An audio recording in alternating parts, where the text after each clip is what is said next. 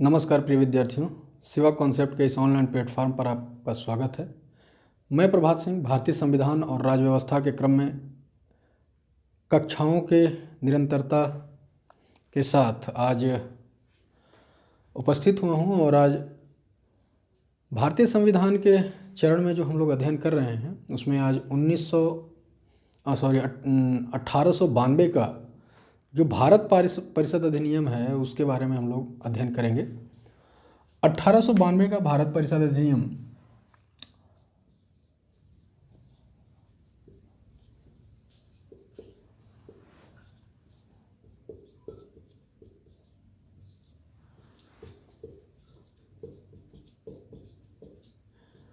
यह अधिनियम एक मामले में महत्वपूर्ण यह हो जाता है कि भारत में जो बजटीय परंपरा थी उसमें भारतीयों को विधायिका के अंदर पेश किए गए बजट पर प्रश्न पूछने का अधिकार दिया गया और ये सबसे ज़्यादा एक दिवसीय परीक्षाओं में पूछा जाने वाला प्रश्न है, जिसमें यह पूछा जाता है कि पहली बार बजट पर प्रश्न पूछने का अधिकार कब दिया गया। तो 1892 के अधिनियम में बजट पर प्रश्न पूछने का अधिकार भारतीयों को प्रदान किया गया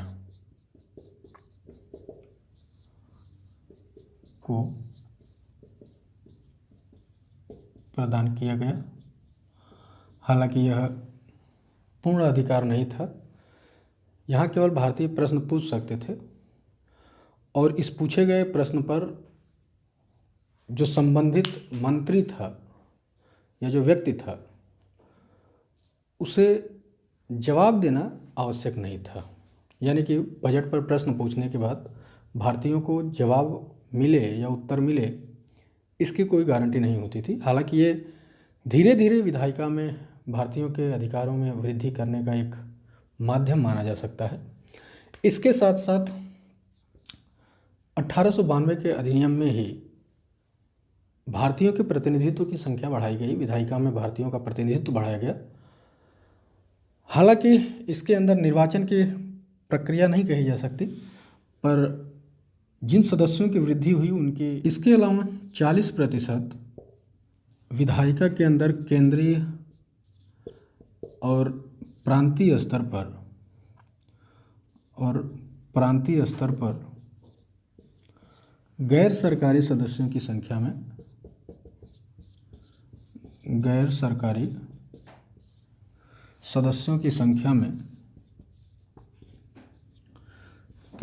में वृद्धि करने की बात की गई। ये वृद्धि करने का जो प्रयास था वो कांग्रेस के द्वारा ब्रिटिश जो शासन था उनके विरुद्ध जो मांगें रखी गई थी उनके प्रभाव को देखते हुए केंद्रीय और प्रांतीय जो विधायिकाएँ थीं, व्यवस्थापिकाएँ थीं, उनमें 40% गैर सरकारी सदस्यों को प्रतिनिधित्व देने की व्यवस्था की गई। हालांकि इनमें जो सदस्य होते थे वो नियुक्त किए जाते थे या फिर हम ये कह सकते हैं कि बहुत सीमित अधिकार में सीमित लोगों के द्वारा वो चुने जाते थे। जैसे जिला बोर्डों के द्वारा चुने जाते थे, वो जो स्नातक होते थे उनके द्वारा चुने जाते थे, या फिर ऐसे जो शासन को बड़ी मात्रा में कर देते थे उनको मत देने का अधिकार था। तो सीमित मात्रा में लोगों को चुना जाता था। हालांकि यह चुनाव की शुरुआत जरूर मानी जाती है, एक चुनावी प्रक्रिया की शुरुआत जरूर मानी जाती है, पर इसे व्यवस्थित रूप से हम चुनाव शब्द का प्रयोग नहीं कह सकते। यानी अगर ये सवाल है कि भारत में विधायिका के अंदर लोगों को प्रत्यक्ष रूप से चुने जाने का प्रचलन कब आरंभ हुआ या शुरुआत कब हुई, तो वो 1909 होगा, न कि 1892। तो दो महत्वपूर्ण बातें 1892 के अधिनियम में हैं जिसके संबंध में आपसे प्रश्न पूछे जाते हैं। तो पहला ये कि बजट पर प्रश्न पूछने का अधिकार भारतीयों को प्रदान किया गया, तो ये सबसे महत्वपूर्ण हो जाता है। इसके बाद आइए बात करते हैं 1909 के भारत परिषद अधिनियम के बारे में।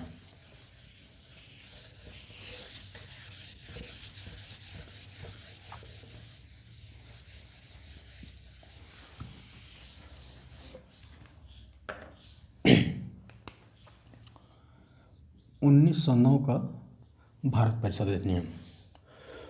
1909 का भारत परिषद अधिनियम कई मामलों में महत्वपूर्ण था। पहला तो ये कि इसे हम मार्ले मिंटो सुधार के नाम से जानते हैं। मार्ले मिंटो सुधार के नाम से जानते हैं। और ये जो अधिनियम था सर अरुंडेल कमेटी की सिफारिश पर फरवरी 1909 में ब्रिटिश संसद के समक्ष पेश किया गया था। तो सबसे पहले ये आपसे सवाल पूछा जाएगा कि किस अधिनियम को मार्ले मिंटो सुधार के नाम से जानते हैं, तो वो होगा 1909 का भारत परिषद अधिनियम। अगला सवाल बन सकता है कि 1909 के भारत परिषद अधिनियम को किस कमेटी की सिफारिश पर पेश किया गया था, या किस कमेटी की अनुशंसा पर 1909 का भारत परिषद अधिनियम लाया गया, तो वो होगा सर अरुंडेल कमेटी की सिफारिश पर। इसके अलावा भी कई महत्वपूर्ण कार्य हुए जो भारत के राजनीतिक इतिहास में एक नजीर साबित हुए। जैसे पहली बार पृथक निर्वाचन की परंपरा शुरू की गई। जैसे इस अधिनियम के द्वारा मुसलमानों के लिए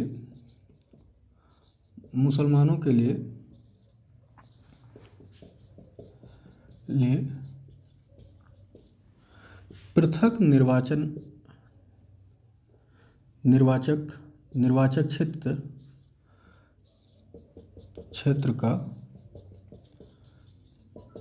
निर्धारण किया गया।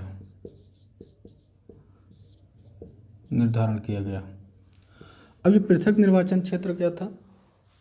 पृथक निर्वाचन क्षेत्र का अभिप्राय है कि ऐसे क्षेत्र जहाँ मुस्लिमों की जनसंख्या अधिक है या मुस्लिम बाहुल्य क्षेत्र है, वहाँ मुस्लिम उम्मीदवार होगा और उस उम्मीदवार को मत देने वाले जो लोग होंगे वो भी केवल मुस्लिम ही होंगे। तो इसलिए भारत में जो सांप्रदायिक विभाजन का आधार हम देखते हैं राजनीति के अंदर, वो 1909 के अधिनियम से माना जाता है। मार्ले मिंटो के इस सुधार के कारण इसे हम सांप्रदायिक अधिनियम भी कहते हैं। इस नियम के कारण इसे हम सांप्रदायिक अधिनियम भी कहते हैं। इसके अलावा और क्या बदलाव किया गया, तो इसमें बजट पर बहस करने का अधिकार मिला। बजट पर भारतीयों को बहस करने का अधिकार मिला। बहस करने का अधिकार मिला। कई बार 1892 के अधिनियम को भी हम बहस के रूप में देख लेते हैं।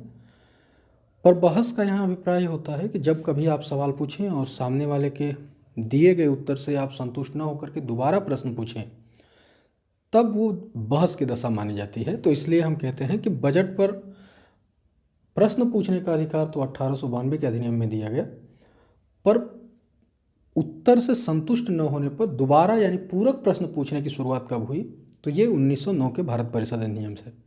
तो आपसे ये भी सवाल पूछा जा सकता है कि भारत में पूरक प्रश्न की शुरुआत कब हुई। पूरक प्रश्न पूछने की शुरुआत कब हुई?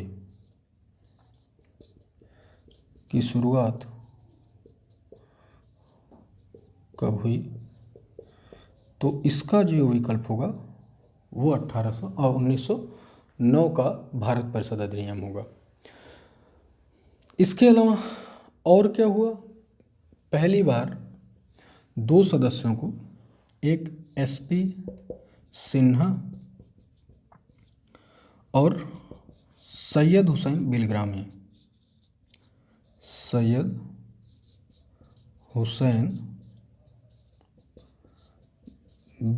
को, एसपी सिन्हा और सैयद हुसैन बिलग्रामी को, जो इंग्लैंड में भारत परिषद स्थित था, भारत परिषद में शामिल किया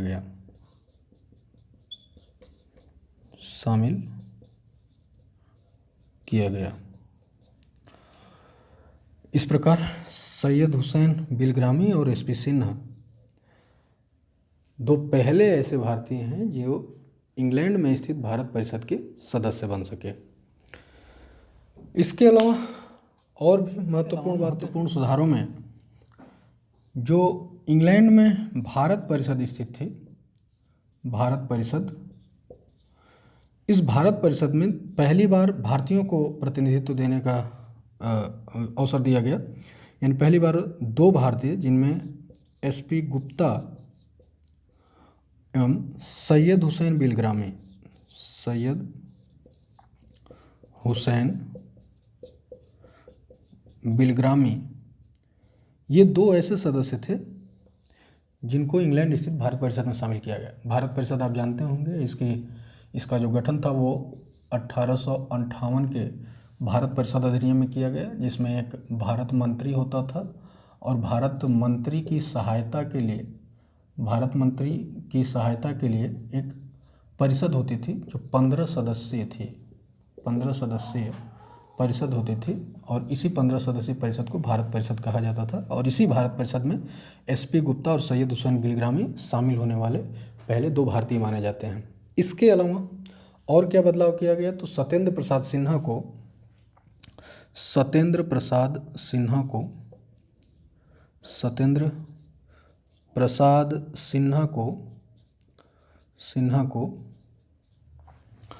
भारत में जो गवर्नर जनरल की परिषद थी उसमें स्थान दिया गया।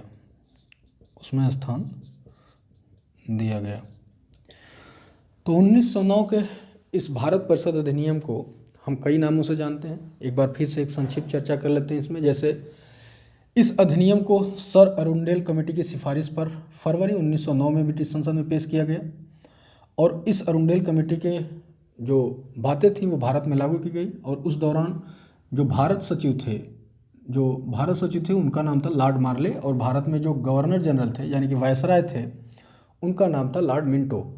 तो मार्ले भारत सचिव और मिंटो भारत के गवर्नर जनरल, इन दोनों के द्वारा किया जाने वाला जो सुधार था इसे मार्ले मिंटो सुधार के नाम से जानते हैं। और मार्ले मिंटो सुधार के नाम से इसे जानते हैं। तो मिंटो के काल में ही मुसलमानों के लिए पृथक निर्वाचन क्षेत्र का निर्धारण किया गया। इसलिए मिंटो के इस व्यवस्था के कारण इन्हें सांप्रदायिक निर्वाचन का जनक भी कहते हैं। लॉर्ड मिंटो को सांप्रदायिक निर्वाचन का जनक भी कहते हैं। तो इसमें हमने कई बातें जाना। मार्ले मिंटो सुधार किसे जानते हैं? 1909 के भारत परिषद अधिनियम के किस कमेटी की सिफारिश पर? सर अरुंडेल कमेटी की सिफारिश पर। भारत में मुसलमानों के लिए पृथक निर्वाचन की शुरुआत कब की गई? 1909 के भारत परिषद अधिनियम में। बजट पर भारतीयों को बहस करने से मतलब यहाँ पूरक प्रश्न से है, यानी एक बार प्रश्न पूछने के दौरान प्राप्त हुए उत्तर से असंतुष्ट होने पर जब दोबारा प्रश्न पूछा जाता है तो उसे हम पूरक प्रश्न कहते हैं। तो पूरक प्रश्न पूछने की शुरुआत कब हुई थी? तो इस 1909 के भारत परिषद अधिनियम में। इसके अलावा क्या बदलाव किया गया? तो भारत परिषद जो इंग्लैंड में स्थित थी 15 सदस्यीय भारत परिषद, उसमें एसपी गुप्ता और सैयद हुसैन बिलग्रामी, इन दोनों लोगों को पहले भारतीय के रूप में शामिल किया गया। और सत्येंद्र प्रसाद सिन्हा जो भारत में गवर्नर जनरल की परिषद थी उसमें शामिल होने वाले पहले भारतीय थे। तो सत्येंद्र प्रसाद सिन्हा गवर्नर जनरल की परिषद में शामिल होने वाले पहले भारतीय थे, ठीक ना। इसके अलावा आइए आगे बात करते हैं 1919 के भारत परिषद अधिनियम पर। आइए अब बात करते हैं 1919 के भारत शासन अधिनियम के बारे में। 1919 के भारत शासन अधिनियम के बारे में। यह अधिनियम भारत की विधायिका में के साथ साथ और भी कई क्षेत्रों में बहुत अभूतपूर्व बदलाव लेकर के आया।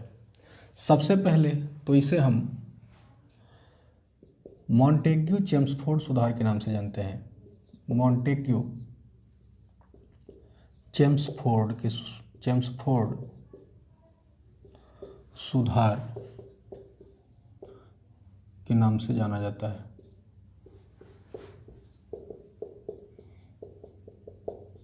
मॉन्टेगू चेम्सफोर्ड सुधार के नाम से जाना जाता है। इसमें कई बदलाव हुए। जैसे एक बदलाव हुआ कि पहली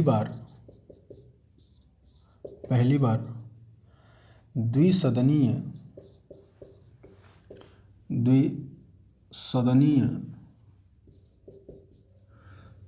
विधानमंडल की शुरुआत हुई। विधानमंडल की शुरुआत हुई।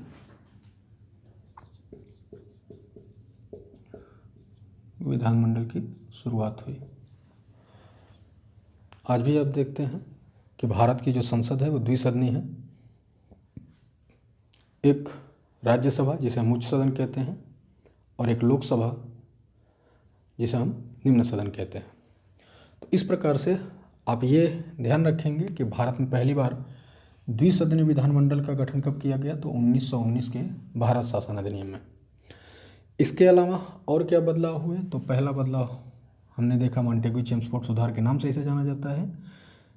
दूसरा हमने महत्वपूर्ण बात जानी कि पहली बार द्विसदनीय विधानमंडल की शुरुआत हुई। और तीसरी महत्वपूर्ण बात है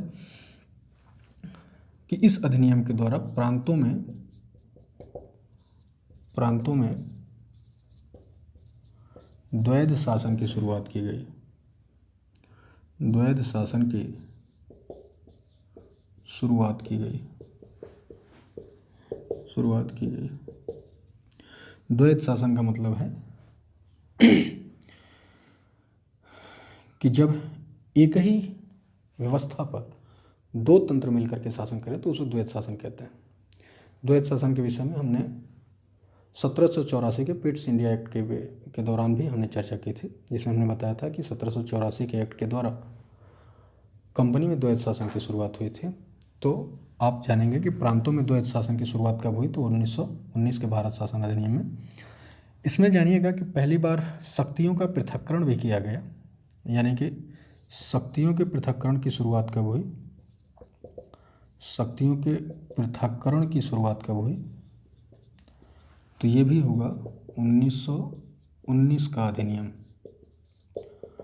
1919 का अधिनियम। शक्तियों का पृथक्करण से मतलब है कि एक जो केंद्र की शक्तियाँ थीं और दूसरी जो राज्य की शक्तियाँ थीं, और राज्य की शक्तियों को पुनः दो हिस्सों में बांट दिया गया था, जिनमें एक था आरक्षित विषय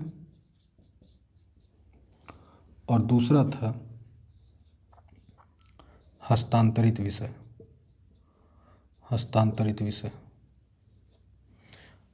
ठीक ना। इसी को हम द्वैध शासन कहते हैं, यानी कि राज्य एक ही होगा जिनके विषयों को दो हिस्सों में बांटा जाएगा। एक आरक्षित, जिसमें गवर्नर अपनी परिषद के सदस्यों के साथ जिन विषयों को गवर्नर अपनी परिषद के सदस्यों के साथ निर्णय लेगा, हल करेगा, कार्यों का संपादन करेगा। और एक हस्तांतरित, जिसमें मंत्रिपरिषद के सदस्य गवर्नर की सहायता से काम करेंगे। तो आरक्षित विषय ऐसे विषय होते थे जिनमें राजस्व के संबंध में ठीक ठाक अधिकार होता था, और हस्तांतरित विषय यानी भारतीयों को जो मंत्रिमंडल में शामिल थे, भारतीयों के लिए जो हस्तांतरित विषय दिए गए थे, ये कम उपयोगी थे, यानी जिनकी महत्ता कम होती थी, या जिनसे कोई विशेष प्रभाव नहीं पड़ता था।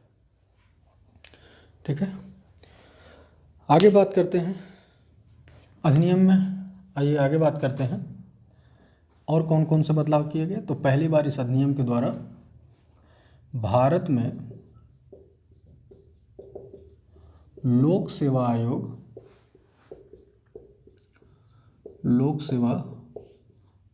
के गठन का प्रस्ताव दिया गया। इससे पहले भारत में लोक सेवा आयोग नहीं था, और जो भारतीय लोक सेवा आयोग की परीक्षाओं में शामिल होते थे उनके लिए इंग्लैंड जाना पड़ता था, और इंग्लैंड के लंदन में इसको लेकर के परीक्षाएं आयोजित की जाती थी, जिसमें भारतीय भी सम्मिलित होते थे और चयन प्राप्त करते थे। तो भारत में लोक सेवा आयोग के गठन की शुरुआत या गठन का प्रस्ताव किस अधिनियम के द्वारा लाया गया, तो 1919 के अधिनियम के द्वारा और इसी के आधार पर 1923 ईस्वी में ली आयोग का गठन किया गया। ली आयोग का गठन किया गया और इसी ली आयोग ने 1926 में, इसीलिए आयोग की सिफारिश पर 1926 ईस्वी में central public service commission CPSC का गठन किया गया। तो पहली बार भारत में लोक सेवा आयोग के गठन का प्रस्ताव कब लाया गया? तो 1919 के अधिनियम के द्वारा। किस आयोग की सिफारिश पर? ली आयोग की सिफारिश पर। यह भी सवाल बनता है कि ली आयोग का संबंध किससे है? अकाल से है, लोक सेवा आयोग के गठन से है, धर्म सुधार को लेकर के है, शिक्षा सुधार को लेकर के है। तो ये ध्यान रखिएगा कि जो ली आयोग था उसने लोक सेवा आयोग के गठन को लेकर के अपनी अनुशंसाएं दी थी। और लोक सेवा आयोग के संबंध में एक महत्वपूर्ण बात यह भी जानिएगा कि भारत में पहली बार 1922 ईस्वी में भारत के इलाहाबाद और इंग्लैंड के लंदन में एक साथ परीक्षाएं आयोजित की गई। एक साथ परीक्षाएं आयोजित की गई। तो आपसे सवाल यह पूछा जाए कि भारत का वो पहला शहर जहां लोक सेवा आयोग की परीक्षाएं आयोजित की गई, तो वो होगा इलाहाबाद। ठीक है, आइए इसके बारे में और महत्वपूर्ण जानकारियाँ देखते हैं।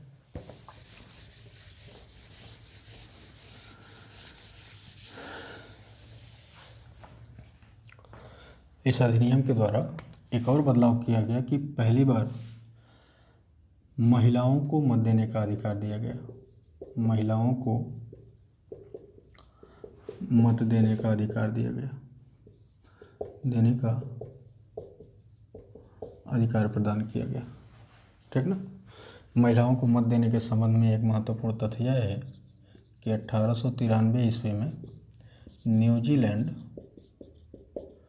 पहला ऐसा देश था जिसने अपने देश की महिलाओं को निर्वाचन के दौरान मत देने का अधिकार प्रदान किया।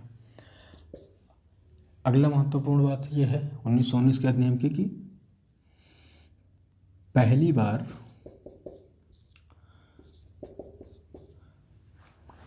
प्रांतों के बजट को केंद्र से अलग किया गया। केंद्र से अलग किया गया। ठीक ना। तो इस दौरान कई महत्वपूर्ण बातें हमने जानी। आइए एक बार फिर सारांश के रूप में चर्चा कर लेते हैं क्या क्या बदलाव किए गए। तो इस अधिनियम को हम मॉन्टेग्यू-चेम्सफोर्ड सुधार के नाम से जानते हैं। मॉन्टेग्यू-चेम्सफोर्ड सुधार के साथ साथ इस अधिनियम के द्वारा भारत में पहली बार द्विसदनीय विधानमंडल का गठन किया गया, जिसमें एक को केंद्रीय विधानसभा और दूसरे केंद्रीय विधानसभा और दूसरा जो सदन होता था उसे राज्य परिषद कहते थे। राज्य परिषद स्थायी सदन होता था और राज्य परिषद जो है वो उच्च सदन होता था, आज की राज्यसभा के समान। और केंद्रीय विधानसभा जो थी वो निम्न सदन होता था। ये एक अस्थायी सदन था जो प्रत्येक 3 वर्ष पर भंग होता रहता था। इसके अलावा हमने क्या देखा कि महिलाओं को मत देने का अधिकार दिया गया। पहली बार प्रांत के बजट को केंद्र के बजट से अलग कर दिया गया। इसके अलावा हमने और क्या देखा कि लोक सेवा आयोग का गठन किया गया। इसे 1919 के अधिनियम के आधार पर, हालांकि गठित वो 1926 ईस्वी में हुआ, पर उसका आधार कहाँ से मिलता है तो 1919 के अधिनियम से। तो कई महत्वपूर्ण जानकारियाँ हमने 1919 के अधिनियम से देखा। आइए आगे बात करते हैं 1935 के अधिनियम को लेकर।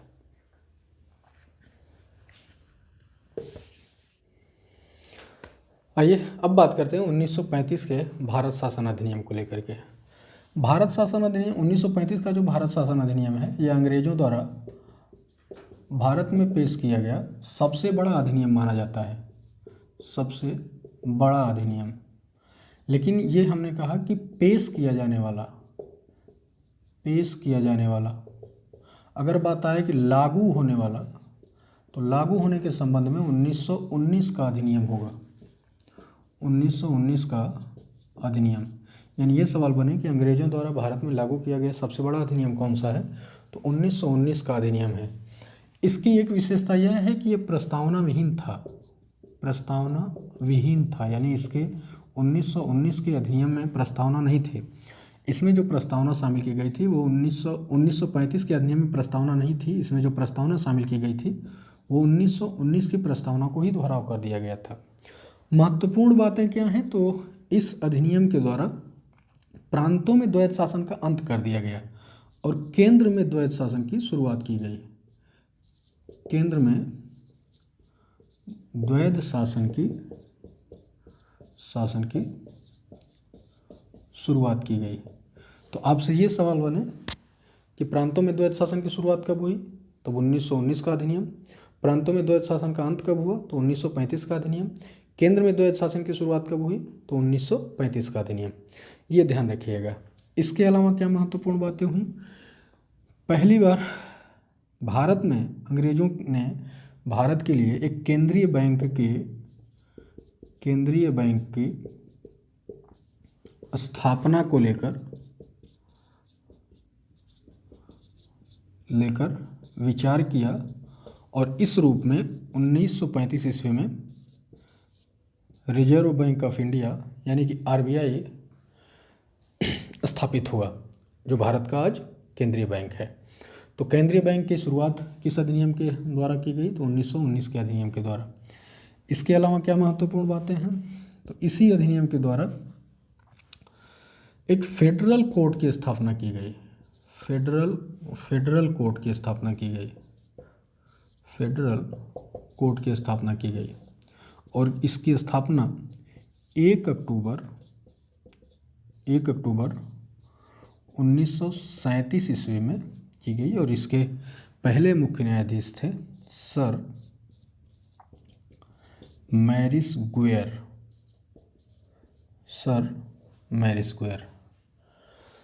हमने बताया कि 1935 के अधिनियम को ये अंग्रेजों द्वारा भारत में पेश किया गया सबसे बड़ा अधिनियम था, लेकिन लागू होने वाला अगर सवाल आए तो 1919 का अधिनियम। केंद्र में द्वैध शासन की शुरुआत की गई, यानी कि प्रांतों में द्वैध शासन का अंत कर दिया गया। अगला है केंद्रीय बैंक की स्थापना की गई, यानी कि आरबीआई की स्थापना की गई। इसके बाद हमने बताया कि फेडरल कोर्ट की स्थापना की गई 1937 ईस्वी में। 1937 में जो फेडरल कोर्ट स्थापित हुआ वो 1935 के अधिनियम का ही परिणाम था। इसके अलावा क्या किया गया, तो समवर्ती सूची का भी विचार लाया गया, यानी शक्तियों का जो विभाजन था, शक्तियों का जो विभाजन था वो 1919 के अधिनियम में दो स्तर पर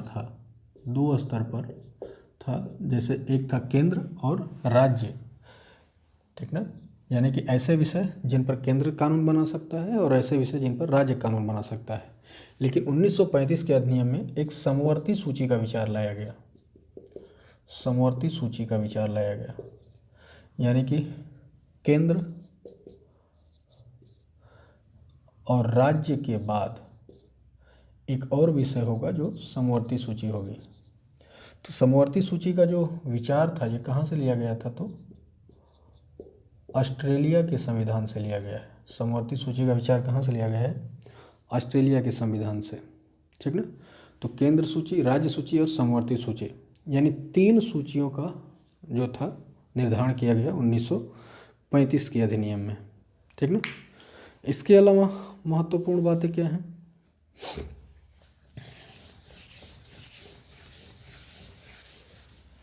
इसके अलावा महत्वपूर्ण बातें हैं कि भारत परिषद को समाप्त कर दिया गया।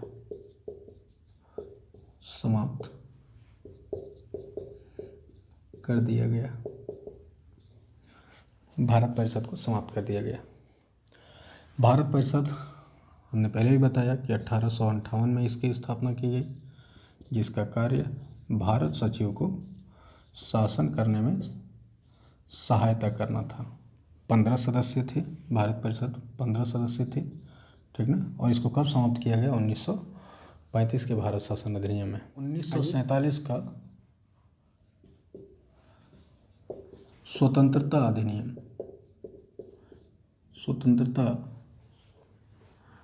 अधिनियम, स्वतंत्रता अधिनियम।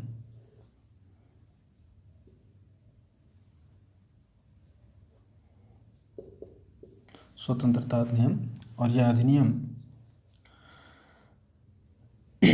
3 जून 1947 को तत्कालीन जो वायसराय थे माउंटबेटन के द्वारा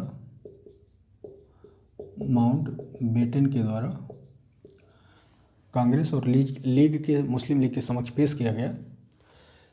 यह अधिनियम एक प्रस्ताव के रूप में 3 जून 1947 को माउंटबेटन के द्वारा कांग्रेस और मुस्लिम लीग के समक्ष पेश किया गया और कांग्रेस मुस्लिम लीग ने इस प्रस्ताव को स्वीकार कर लिया। और इस प्रस्ताव में कुछ महत्वपूर्ण बातें थीं जिसमें भारत और पाकिस्तान के विभाजन को लेकर के भी थी, इसलिए इसे माउंटबेटन योजना भी कहते हैं और इसे मन-बाटन योजना भी कहते हैं। मन-बाटन योजना भी कहते हैं। इसे 3 जून को पेश किया गया, इसलिए इसे हम 3 जून योजना भी कहते हैं। इसके अलावा इसे हम इस्मा प्लान भी कहते हैं। इस्मा प्लान कहते हैं। इसे हम डिकी बर्ड प्लान भी कहते हैं। डिकी बर्ड प्लान भी कहते हैं। इसे हम बाल्कन प्लान भी कहते हैं। बाल्कन प्लान यानी कि विभाजन को लेकर के ये जो विचार रखा गया था, इसलिए इसे हम बाल्कन प्लान भी कहते हैं। तो 3 जून 1947 को लॉर्ड माउंटबेटन के द्वारा कांग्रेस और मुस्लिम लीग के प्रतिनिधियों के समक्ष ये योजना प्रस्तुत की गई, जिस पर उन्होंने सहमति दे दी और इसे 18 जुलाई 1947 को ब्रिटेन के सम्राट ने अनुमति दे करके अधिनियम के रूप में परिवर्तित कर दिया और इसे 15 अगस्त 1947 से लागू होना था। और इसमें विचार यह था कि भारत के 2 भाग होंगे, जिसमें एक भारत रहेगा और दूसरा पाकिस्तान रहेगा। इन दोनों के अलग अलग गवर्नर जनरल होंगे, जिनकी नियुक्ति ब्रिटेन के सम्राट के द्वारा की जाएगी। तो भारत के जो गवर्नर जनरल थे वो माउंटबेटन बने, और पाकिस्तान के जो गवर्नर जनरल थे वो मोहम्मद अली जिन्ना बने। ठीक ना। तो यहाँ भारत और पाकिस्तान 2 देशों का विभाजन होना था 15 अगस्त 1947 को। माउंटबेटन भारत के गवर्नर जनरल बने और मोहम्मद अली जिन्ना पाकिस्तान के गवर्नर जनरल बने। इसके अलावा और महत्वपूर्ण बातें क्या थी?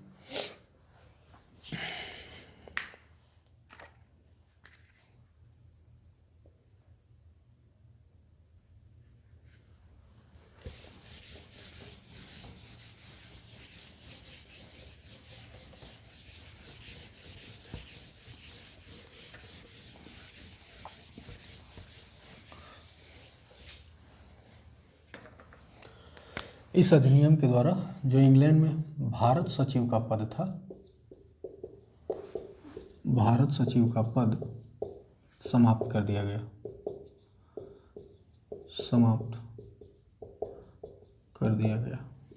ठीक है। तो 1947 की ये सामान्य बातें थी। 1947 का जो स्वतंत्रता अधिनियम था ये इसकी सामान्य बातें थी। सबसे ज़्यादा सवाल इसका ये आता है कि इसे कब पेश किया गया माउंटबेटन के द्वारा? तो 3 जून 1947 को पेश किया गया। ब्रिटेन के सम्राट ने कब इस पर सहमति दी? तो 18 जुलाई 1947 को सहमति दी। 1947 का स्वतंत्रता अधिनियम कब लागू हुआ? तो 15 अगस्त 1947 को लागू हुआ। ठीक ना। तो और कई महत्वपूर्ण जानकारियाँ हमने इस अध्ययन के या इस कक्षा के दौरान हमने जानी। तो भारत के संवैधानिक विकास की क्लास यहीं समाप्त होती है और इसके बाद जो हम आगे पढ़ेंगे वो संविधान के निर्माण की प्रक्रिया के अंतर्गत क्रिप्स मिशन, कैबिनेट मिशन और इनके बाद गठित जो संविधान सभा थी उनको लेकर के कक्षाएं हम लोग पढ़ेंगे। ठीक है। आज की क्लास यहीं समाप्त करते हैं। धन्यवाद।